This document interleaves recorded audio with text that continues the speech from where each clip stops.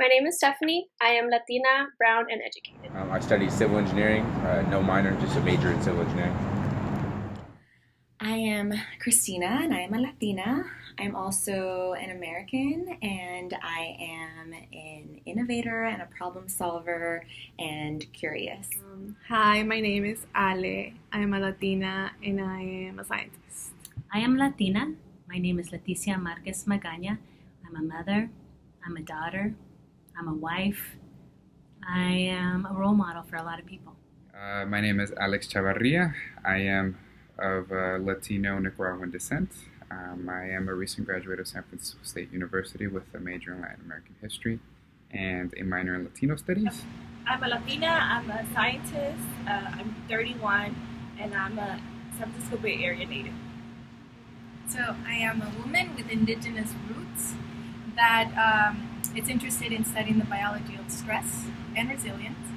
I am a Latino postdoctoral researcher at the University of California, San Francisco in the Department of Medicine, where I study asthma genomics and the confluence of genetic ancestry and lung function.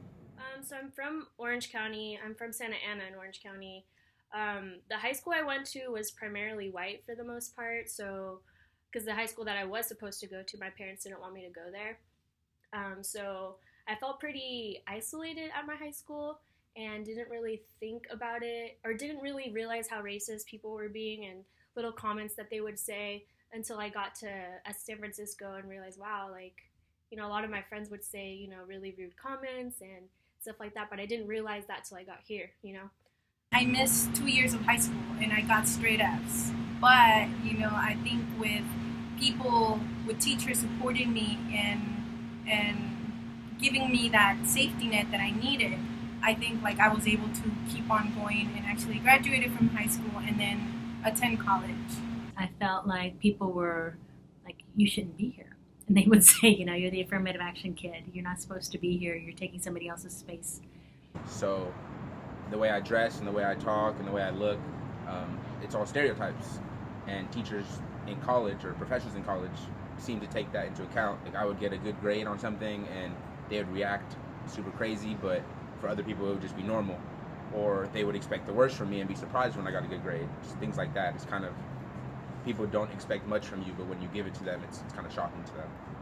I was always, a high-performing student, and my parents were always talking about, go to school and do, all of these things and be, be better than us. But no one ever said that to me, but it was always go beyond and do what you need to do to be successful. So I always knew for me that was going to college because no one in my family had really gone to college before. The goals of my family were for me to finish high school because traditionally people in my community don't finish high school. The girls around me were getting pregnant.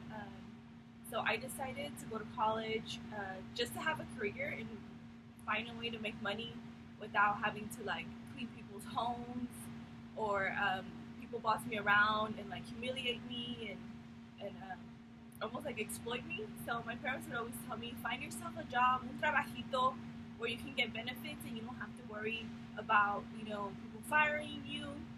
Fear was a constant factor, Fear, like I mentioned, the unknown, no one's ever done it. A lot of my family, since they didn't know what it was or they didn't even know if there was a future there, they kind of didn't really believe in me. Not only it's hard for you to believe in yourself, but you have other people around you that don't really know. I think being a Latina in education, you also see a lot of people, maybe white people, that are trying to help you. But I remember growing up, I feel like they don't really understand. Yeah. And I do feel like academia strips you of your Latino identity sometimes in order for you to fit in to the status quo. So I remember going to networking reception and everyone's talking about hiking this mountain or going golfing or all these things that are super expensive that I have never been a part of. But it used to make me feel like, well, I have to read their books. I have to be more like them to be accepted. And I don't think that anymore. It was not easy. I thought about quitting a lot of times. Actually, there's one time that I really considered quitting, but I didn't. and I had a lot of really supportive friends, and I learned how to use my voice. Once you make it to college, that doesn't mean shit. You gotta finish. You gotta get that degree. And a lot of people think that once you make it into university or 4-year Cal State or whatever institution you choose to go, that's it. There are many things stopping us. Like, it's not like a lot of people say, well, there's nothing stopping you. No, there are a lot of things stopping us, but it's worth you know, kind of like going through those things. It's really worth you know, fighting each like little stop sign and getting there. Like, it doesn't matter if they have bad grades. It doesn't matter if they're not doing well in school right now, but you can always change that, you know? There's always an opportunity to do better, to get better, you know? And also too, and know that you're not gonna be able to do it by yourself, but so that's why you wanna reach out to people. I have a lot of hope because we have the facultad. We have the ability to walk in all these different ways and to do it joyously. You know, to do it with familia, to do it with honor, to do it, you know, we just have all that. And so I have a lot of hope. It's more self-discipline than anything, because I wasn't the smartest kid, but I tried the hardest. Not necessarily the hardest, but I tried pretty hard. And if you put in the work to anything, you know, you're gonna succeed in it. If you don't put in the work, obviously you're not gonna succeed. Nothing good in life comes easy.